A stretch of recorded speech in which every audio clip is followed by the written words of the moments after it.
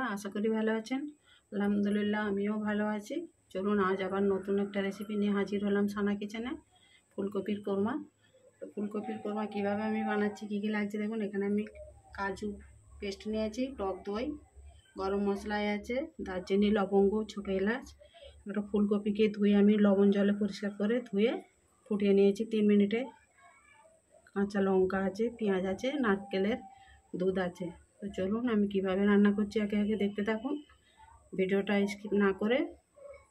বাকি আরও অনেক রকম মশলা লাগবে, স্কিপ করলে তাহলে আপনারা ওগুলো বুঝতে পারবেন না।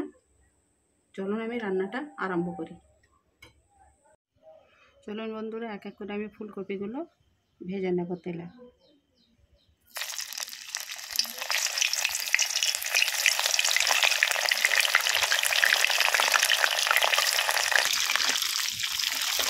হালকা করে ভেজে নেব, বেশি লাল করে ভাজবো না।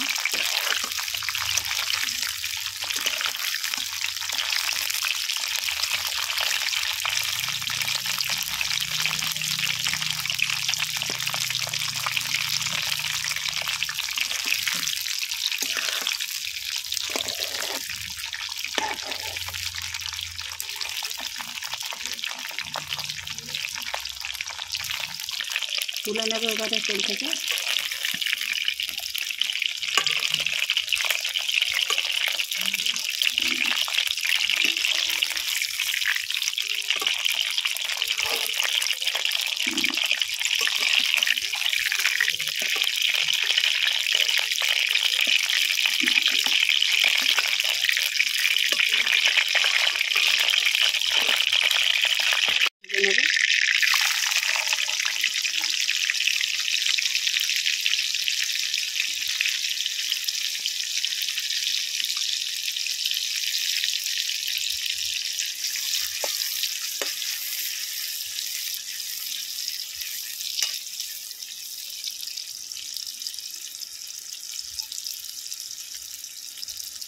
লাল লাল করে পেঁয়াজটা ভেজে নেব।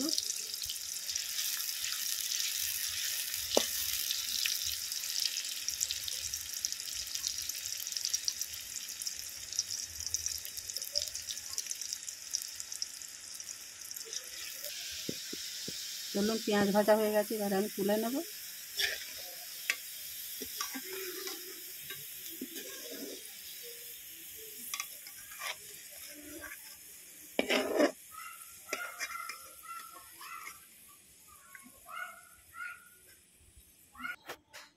ওই তেলেই আমি 1 চামচ ঘি দিয়ে দেব।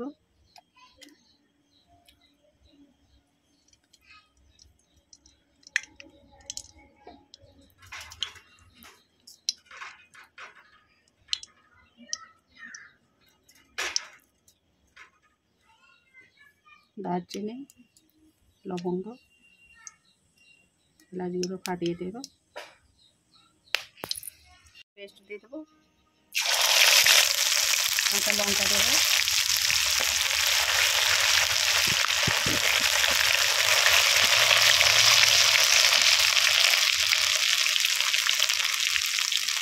কালারের জন্য লঙ্কা দেবো,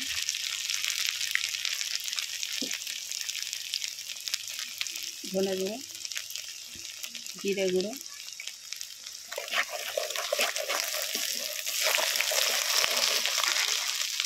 কাজুর পেস্ট,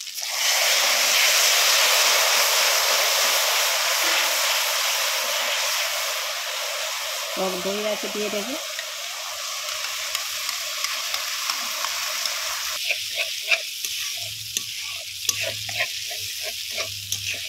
ভালো করে মশলাটাকে কষিয়ে নেব।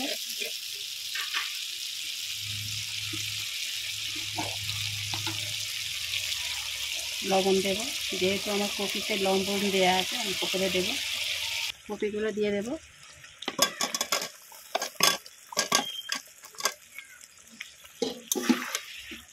ভালো করে এবারে কষিয়ে নেব কপিটাকে।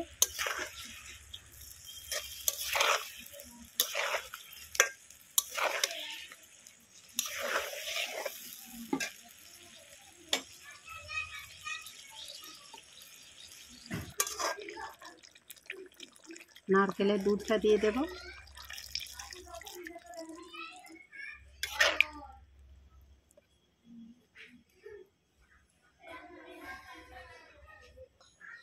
10 মিনিটের জন্য ঢাইকে রেখে দেবো। বন্ধুরা এবারে হয়ে গেছে, চাপাটা তুলে নেব।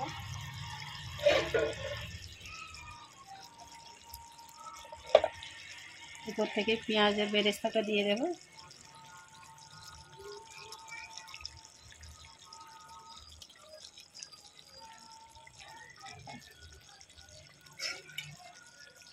কসুরি মেথি দিয়ে দেব। রান্নাটা কমপ্লিট হয়ে গেছে।